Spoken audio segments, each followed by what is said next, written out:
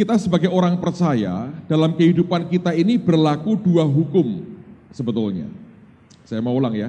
Sebagai orang percaya, dalam kehidupan kita ini berlaku dua hukum yang seringkali bekerja berdampingan.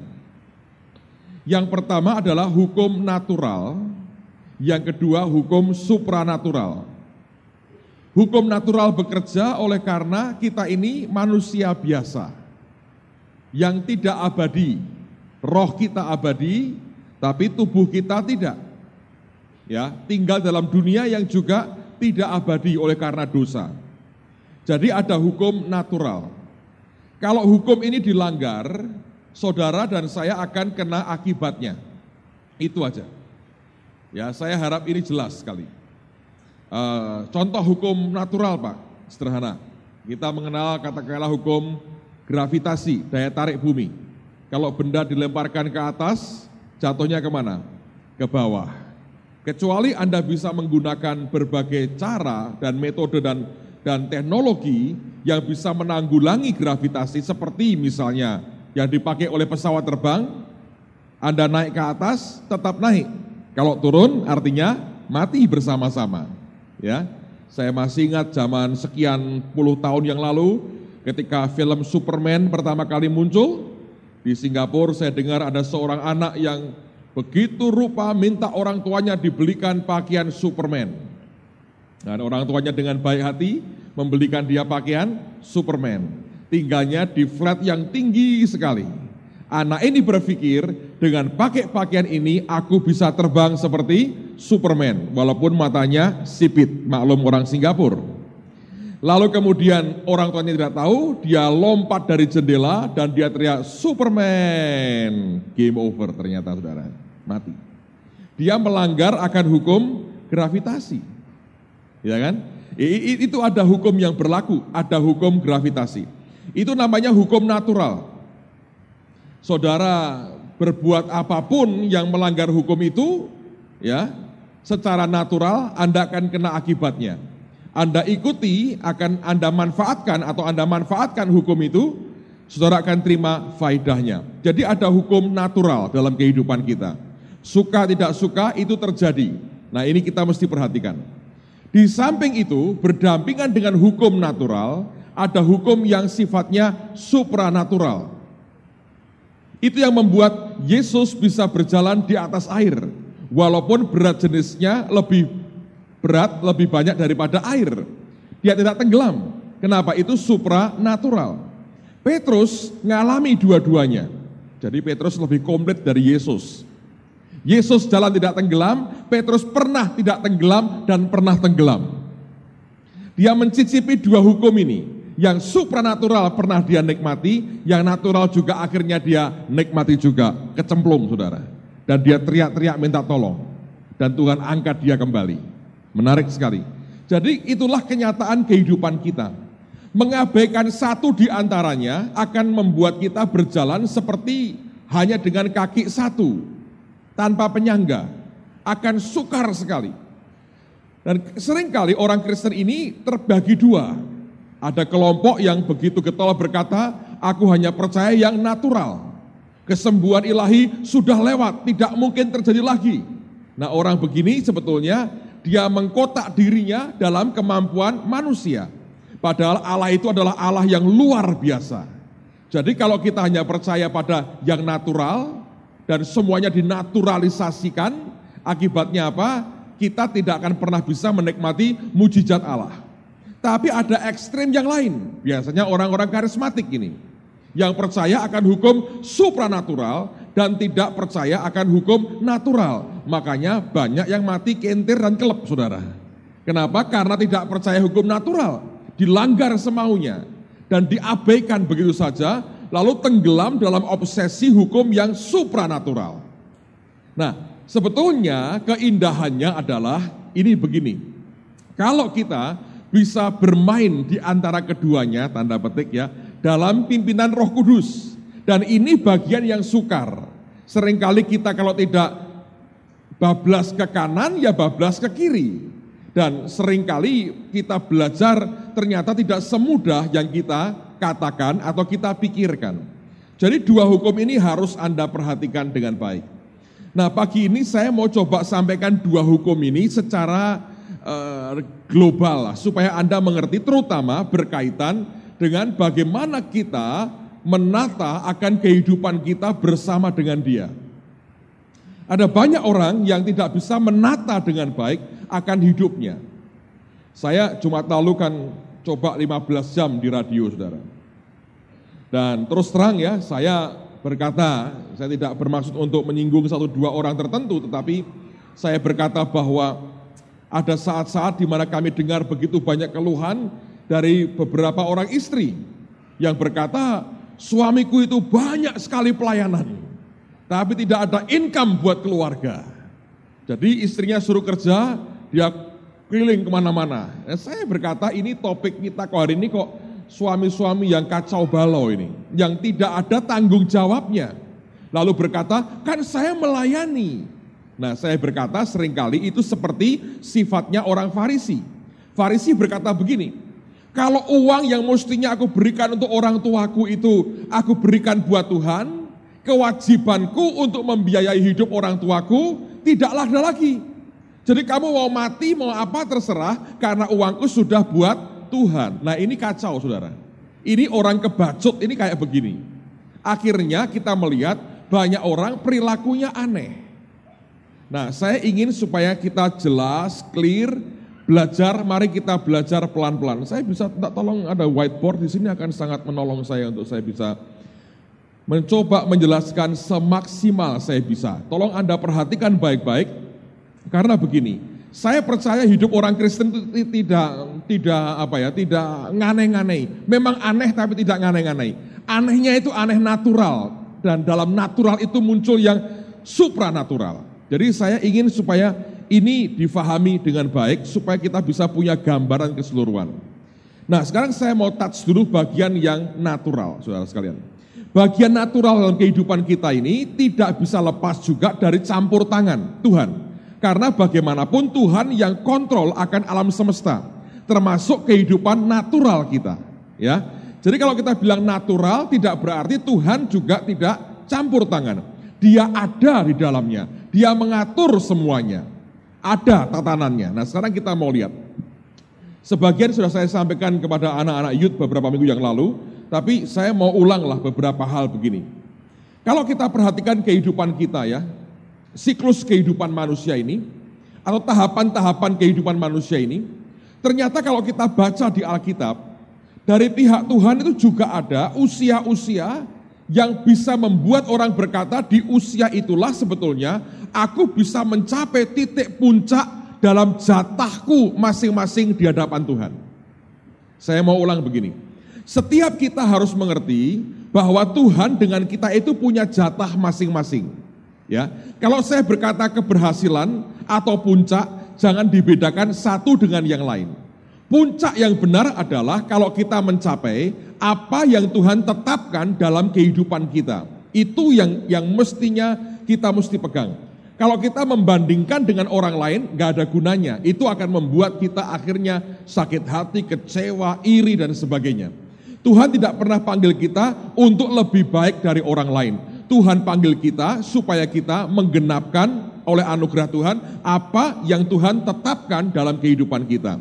Nah, ternyata ada usia-usia di mana Tuhan menetapkan, walaupun tidak dikatakan seperti itu, tapi indikasinya jelas, ada usia-usia di mana Tuhan berkata, itulah usia kematanganmu. Dan dalam usia kematangan seseorang itu, Tuhan berkata, engkau bisa meraih suatu puncak tertentu bersama dengan aku. Nah, kalau kita perhatikan dalam 3 tokoh yang akan saya bacakan, ketiga orang ini sebetulnya, mereka meraih puncaknya, itu ketika mereka berusia 30 tahun. Jadi Anda mesti perhatikan ketika Anda berumur 30 tahun. Wah, Pak, ini sudah lewat buat saya. Nanti ada firman buat yang sudah kelewatan, saudara. Tapi saya mau lihat akan step-stepnya. Saya mau tanya, siapa yang usiamu masih di bawah 30 tahun? Angkat tangan tinggi-tinggi. Oke, siapa yang sudah di atas 30 tahun? Angkat tangan tinggi-tinggi. Oke, saya juga termasuk yang sudah kelewat, saudara, sebetulnya. Jadi nggak apa-apa lah, ya mari kita belajar bagian firman Tuhan. Kalau tidak buat Anda, ya buat anak cucumu kelak, oke? Umur 30 ini umur yang indikasinya kuat di Alkitab, bahwa kita bisa meraih suatu puncak tertentu. Umur 30. Minimal kita memasuki suatu alam puncak tertentu dari rencana Tuhan dalam kehidupan kita. Nah, idealnya begini. Kalau Anda sudah terima Tuhan sejak masa remaja, itu keuntungannya besar. Karena kita sudah mulai jalan di dalam anugerah, masuk dalam rencana Allah dalam kehidupan kita.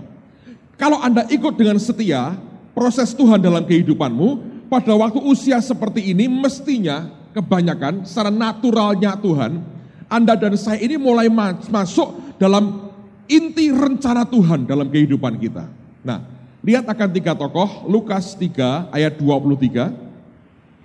Tidak tanggung-tanggung saya berikan contoh pertama itu Yesus sendiri. Lukas 3 ayat yang ke-23.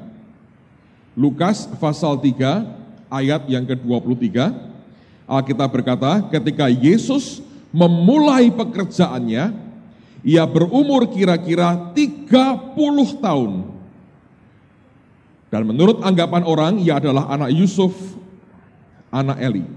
Jadi ketika Yesus itu memulai pekerjaannya, ia berumur kira-kira 30 tahun. Nah, ada orang berkata begini, Pak, nah ya Alkitab berkata, baru mulai kerja Pak, umur 30. Aku ini baru 29 setengah. Jadi kalau nganggur hari ini, ongkang-ongkang nggak apa-apa. Nanti umur 30 baru mulai kerja. Ada yang ngomong gitu. Nah, saya berkata, hati-hati. Yesus itu mulai kerja, yang pertama dia buat memang kecil-kecilan. Cukup air diubah jadi anggur. Lah Anda mau mengubah apa? Ya, saya warungan dulu, itu bukan air jadi anggur, saudara. Yesus itu langsung pabrik anggur. Gitu. Tempayan diisi air, langsung jadi anggur, langsung dinikmati. Jadi memulai pekerjaan di sini tidak berarti dari nolnya itu umur 30. Dia sudah membayar harganya, dia sudah ikut proses Tuhan sejak masa kecilnya. Hidup dalam ketaatan dengan Tuhan, ketika dia mencapai umur ini, dia memulai pekerjaannya. Dan mujizat pertama yang dia buat adalah air berubah menjadi anggur. Itu kan suatu mujizat perubahan yang sangat hebat sekali. Itu masuk pada alam puncak dari rencana Tuhan. Dan Yesus tetap naik loh, kalau Anda perhatikan. Luar biasa. Cuman 3,5 tahun, tapi dampaknya besar sekali. Ini Yesus. Orang kedua adalah Yusuf. Lihat Kejadian pasal yang ke-41 ayat yang ke-46. Kejadian 41 ayat yang ke-46. Kejadian 41 ayat 46. Kejadian 41 ayat yang ke-46.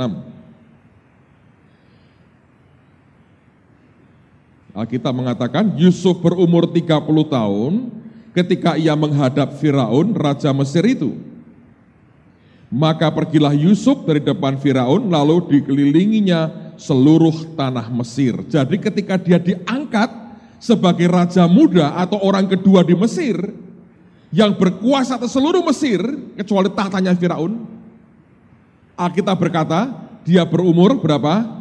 30 tahun. Jadi baik Yesus maupun Yusuf mereka mulai masuk pada puncak inti kehendak Tuhan ketika dia berusia 30 tahun.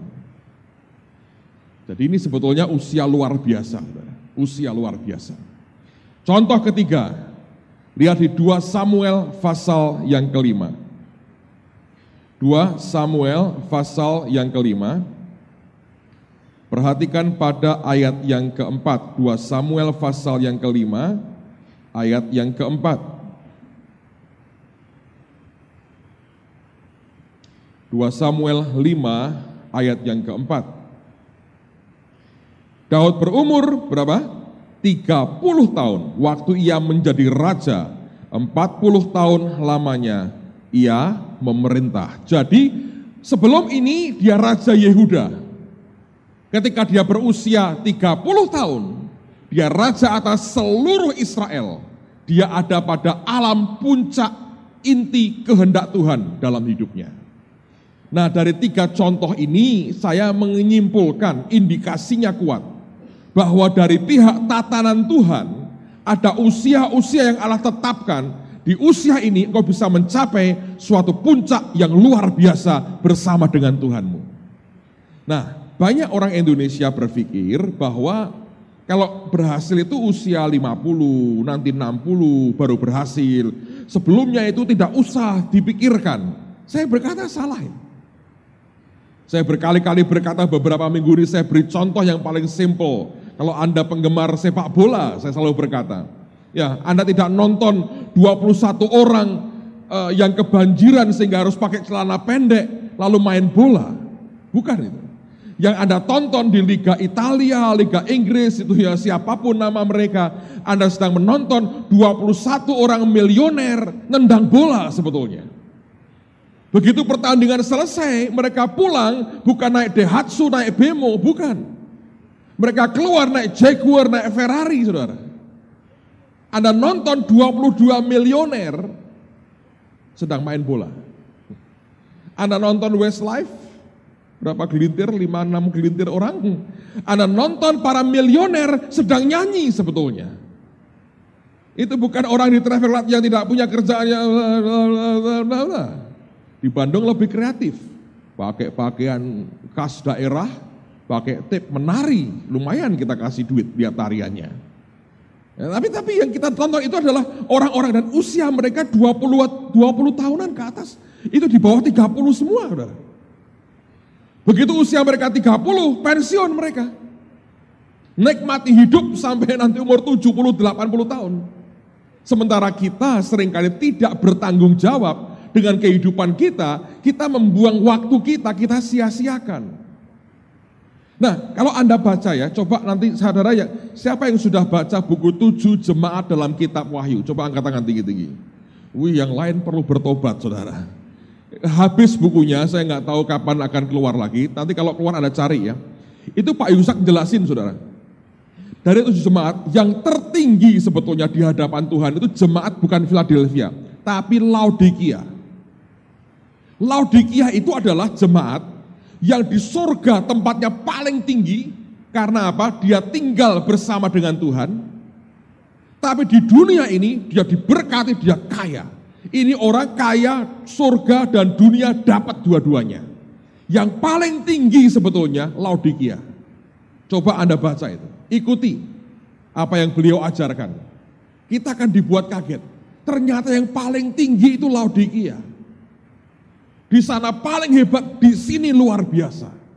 Nah, tapi kalau seenaknya nggak dapat apa-apa, saudara. Memang urusan kekayaan nanti kita mesti perhatikan, ada banyak warning yang kita mesti perhatikan dan kita mesti berhati-hati. Tapi lihat dulu, ini usia yang sebetulnya luar biasa. Dalam Bilangan pasal 4, coba silakan dibuka dulu, Bilangan pasal yang keempat. Bilangan pasal 4. Perhatikan pada ayat yang ketiga, ada peraturan yang ditetapkan di sini. Bilangan 4 ayat yang ketiga. Alkitab berkata, hitunglah yang berumur 30 tahun ke atas sampai yang berumur 50 tahun. Semua orang yang kena wajib tugas supaya mereka melakukan pekerjaan di kemah pertemuan. Jadi para imam itu tugasnya umur 30 sampai umur 50. Jadi Allah memberikan kepada kita 20 tahun untuk meraih semaksimal mungkin yang Allah sediakan dalam alam puncak inti kehendak Tuhan di dalam kehidupan kita. Jadi usia 30 sampai 50 sebetulnya itu usia hebat-hebatnya orang. Dan Tuhan mengerti, dia menata begitu, itu puncak kekuatan orang. Dan Tuhan berkata, di situ mereka bisa meraih semua yang maksimal yang aku sediakan bagi mereka. Nah, repotnya banyak orang tidak menyadari memang bayarnya harus dari muda. Nah banyak orang ininya sembarangan. Lalu tiba-tiba terasa sudah kayak saya begini nih hampir 40. Saya heran, menurut saya masih 17 tuh saya ini. Ternyata setelah saya lihat hampir 40. Kok bisa ya saya 40? Ya saya coba rem lah. Matahari saya suruh perintahkan berhenti. Tidak berhenti juga, saudara. Jadi akhirnya hampir 40. Pak Yusak nanti lusa 67. Luar biasa. Pengen pulang, belum pulang-pulang. Masih sehat. Memang saya berdoa, Tuhan sebelum bukunya jadi 33, jangan pulang dulu. Karena saya ingin dia yang baca dulu supaya kasih approval dengan kami. Dan minggu depan ini buku ketiga akan keluar, sudah selesai sebetulnya. Tapi Anda baru dapat mungkin lusa paling cepat Anda bisa dapetin hidup bergaul karib dengan Tuhan pada bagian yang ketiga ini. So, ada hal yang kita mesti bayar di sini. Saya sudah sampaikan kepada anak-anak youth, Anda sudah mengerti. Tapi ada bagian di sini yang lain. Nah, ketika kita mencapai usia 30 sampai 50, ini Anda sudah pada titik puncak yang luar biasa. Tapi kemudian pada usia tertentu itu, ketika 50 ke atas, sudah mulai terjadi pergeseran. Anda harus perhatikan ini. Pergeseran oleh karena secara fisik, kekuatan kita sudah mulai berkurang. Apalagi kita orang Indonesia. Gitu. Kalau orang di barat itu usianya lebih panjang rata-rata. Kita ini kena banjir, tanah longsor, gempa bumi, kelaparan, panas terik, segala macam ya. TBC, demam berdarah, macam-macam lah di sini. Kudis, segala macam. Itu menggerogoti umur kita. Nah, makin lama makin pendek lah. Kalau Anda makin tidak ada kesehatan dengan baik akan makin pendek. Tapi ketika Anda mencapai ini, Anda mencapai puncaknya. Nah, seringkali di sini, ini yang terjadi. Kita kan terima banyak konseling telepon. Jumat lalu saya terima 100 telepon. Nah, dari usia ini ke atas, saudara, itu Anda harus mengerti, semua banyak hal sudah mulai berubah di situ. Jangan berpikir lagi bahwa Anda seperti usia 30 atau 20 tahun. Makanya kalau hidup kita ya, tidak ditata dengan Tuhan dengan baik, ini kacau balau. Banyak orang, ini dibuat semaunya. Ketika di puncak, dia dapat uang banyak, dia lupa. Dia hamburkan uangnya, dia main perempuan, dia beli nomor, dia judi semaunya. Dia pikir rezeki itu akan seperti terus seperti ini. Tiba-tiba ketika di masa tuanya ke jungle, boom, jatuh. Habis semua, dia berpikir, aku akan bangkit lagi, mulai lagi dari nol seperti 20-30 tahun yang lalu. Ternyata nggak bisa. Ada seorang ibu yang telepon kami, usia sudah kira-kira berapa? 55 ya waktu itu ya, Jumat lalu kalau Anda dengar. Sekarang masih mencoba untuk minta pinjaman bank lagi. Untuk mulai usaha baru. Pak Timotius memberikan nasihat bagus, sebaiknya bukan itu yang dibuat. Usia 55 masih akan mulai lagi dari nol lagi. Ini loh saudara, makanya ya saya berkata, hidup dengan Tuhan itu Anda mesti minta pimpinan Tuhan ditata betul dengan baik. Kalau tidak, kita membuang banyak hal yang sia-sia dalam kehidupan kita. Dibuang, banyak hal berharga kita buang. Jadi sia-sia kehidupan kita. Padahal Tuhan mau kita menikmati tahun-tahun yang luar biasa. Nah saya beri contoh. Ketika usia Anda makin bertambah, kemampuan Anda secara fisik pun berkurang. Dan seringkali, dengerin baik-baik, imanmu bahkan tidak nyampe untuk menopang ketidakberdayaan fisik kita. Contoh ekstrim nih, 2 Samuel 21. 2 Samuel pasal 21.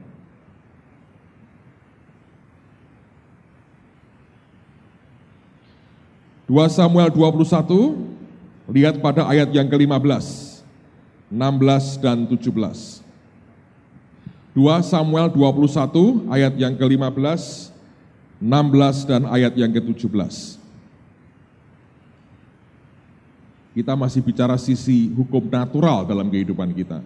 2 Samuel 21 ayat 15, ketika terjadi lagi peperangan antara orang Filistin dan orang Israel, maka berangkatlah Daud bersama-sama dengan orang-orangnya lalu berperang melawan orang Filistin sampai Daud menjadi letih lesu. Loh, ini kan orang beriman, Pak. Ya, tapi dia natural. Dia manusia biasa. Dan ingat, ini usianya sudah tua loh. Kalau Anda perhatikan ya, ini sudah menjelang akhir daripada hidupnya sebetulnya. Dia di usia senja sebetulnya, kalau Anda perhatikan itu. Ya, Alkitab berkata, sampai Daud menjadi letih lesu. Yisbi-Benob yang termasuk keturunan raksasa, berat tombaknya 300 shikal tembaga, dan ia menyandang pedang yang baru, menyangka dapat menewaskan Daud. Kok begitu, kenapa? Iya, kelihatan. Raja ini sudah capek sekali, tidak berdaya, dan dia berkata, aku bunuh dia sekarang. Nah, kalau Anda perhatikan, ini masih keluarga besarnya Goliat yang pernah dibunuh oleh Daud. Ingat ya, waktu dia umur belasan tahun, Alkitab berkata cuman bawa satu batu licin di umbannya yang 4 dia simpan, dia lemparkan saudara, kena jidatnya dan dia bunuh Goliat. Dengan satu lemparan, dia robohkan raksasa. Sekarang ketika dia sudah tua, memang dia tambah pengalamannya dengan Tuhan, tapi kekuatan fisiknya terbatas ternyata. Dia berperang kelelahan dan dia hampir mati. Loh Pak, mana imannya? Imannya tetap luar biasa, tapi ingat ada hukum natural yang tidak memungkinkan dia seperti sekian tahun yang lalu. Memang ada orang-orang seperti Kaleb. Umurnya sudah 80 tahun, aku masih seperti 40 tahun yang lalu. Ada, tapi tidak banyak, 1-2 iya. Oh, Anda berkata, saya seperti Kaleb Pak. Nah, coba apakah engkau hari ini kuat menghadapi raksasa? Kalau engkau berkata, aku seperti Kaleb, 80 tahun kemudian pun aku masih hebat. Engkau membuktikan hari ini seorang giant killer.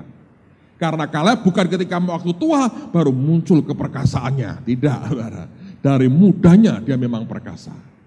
Right? Nah, Daud mengalami hal yang berbeda. Teruskan. Tetapi Abisai, anak Seruya, datang menolong Daud. Nah, lihat, sudah mulai butuh orang lain toh. Dulu dia sendiri tidak perlu orang lain. Ya sikat Goliat. Tapi hari itu berbeda sekali. Lalu merobohkan dan membunuh orang Filistin itu. Pada waktu itu orang-orang Daud memohon dengan sangat kepadanya, kata mereka, janganlah lagi engkau maju berperang bersama-sama dengan kami, supaya keturunan Israel jangan punah bersama-sama dengan engkau. Mungkin ini tafsiranku sendiri. Zaman perang Daud berkata, sudah tuwek nih, aku perang lah. Kenapa?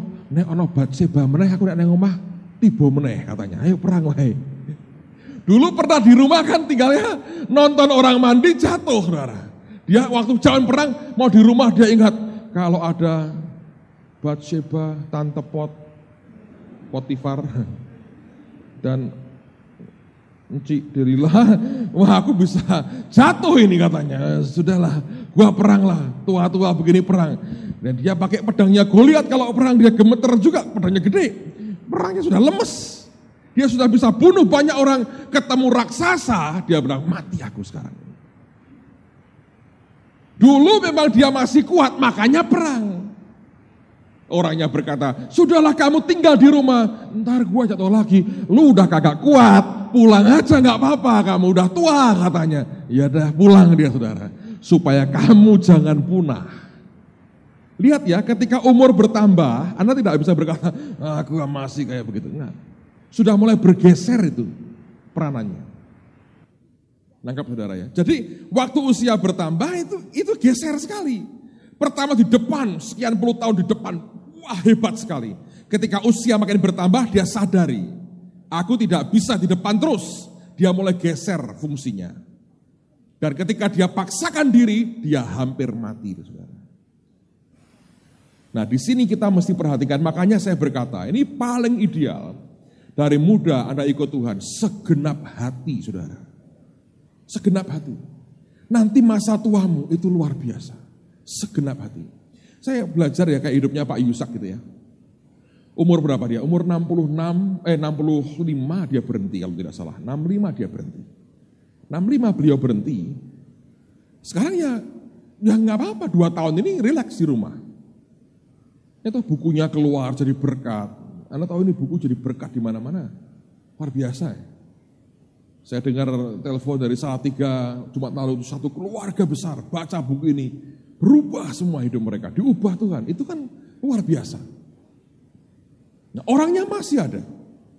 Dia berikan banyak nasihat. Dia mendoakan banyak orang. Tapi sampai hari ini tidak pernah hilang pengaruhnya secara rohani. Tetap luar biasa, mungkin malah makin hebat di mana-mana. Karena ada pergeseran itu. Ya kan? Kekuatan fisik terbatas. Satu hari beliau cerita dengan kami. Dia mendoakan pengurapan di Cirebon. Nah, anak-anak Cirebon itu agak nakal-nakal. Anak-anak Tuhan ya. Jadi kan pengurapan kan antri begini ya. Dihitung kira-kira orang itu 700 misalnya. Oke lah, kira-kira mungkin 4 jam selesai. Dia pikir kuat lah. Satu persatu. Nakalnya begitu mereka didoakan selesai, pulang mereka. Pulang tuh. Bawa keluarganya. Pengurapan. 10 orang datang. Satu orang bawa 10. Sampai pagi saudara. Jam 3 belum selesai. Itu mau pingsan. Benar begini. Lupakan mengurapi orang kan harusnya kuat. Dia pikir begitu. Tuhan harusnya kan kuat. Dia ngomong. Tuhan berkata, aku aja tidak kuat. Loh, kapan kamu tidak kuat? Ya itu disalib itu sampai Simon Kirene harus ngewangi aku. Loh. Apa Yesus itu perkasa dipikul salibnya? Enteng. Ora. Darah keluar itu ya lemes saudara. Mana ada Yesus mikul salib? Ayo cepat. Masa ada begitu? Makanya ketika beliau tanya, Tuhan kenapa aku gak kuat? Yesus berkata, aku sendiri tidak kuat. Kapan kau tidak kuat? Ya itu di salib itu. Sampai Simon Kirene yang mikul salib buat aku. Saya lemes. Jadi ada itu Anda harus perhatikan. Ngerti ya saudara? Makanya kalau ini hanya bisa, sebetulnya Tuhan itu ngatur kita sempurna sebetulnya. Sempurna. Sejak muda engkau kenal Tuhan dengan segenap hati. Aduh saya berkata, kelak Anda berkata itu yang luar biasa. Engkau tidak membuang waktu, tidak menghamburkan waktu soalnya. Serius. Nah ini yang seringkali tidak diperhatikan oleh banyak anak Tuhan. Saya berkata loh, ada 2 hukum yang berlaku. Natural dan supranatural. Natural begini. Saya jujur ngomong pada saudara.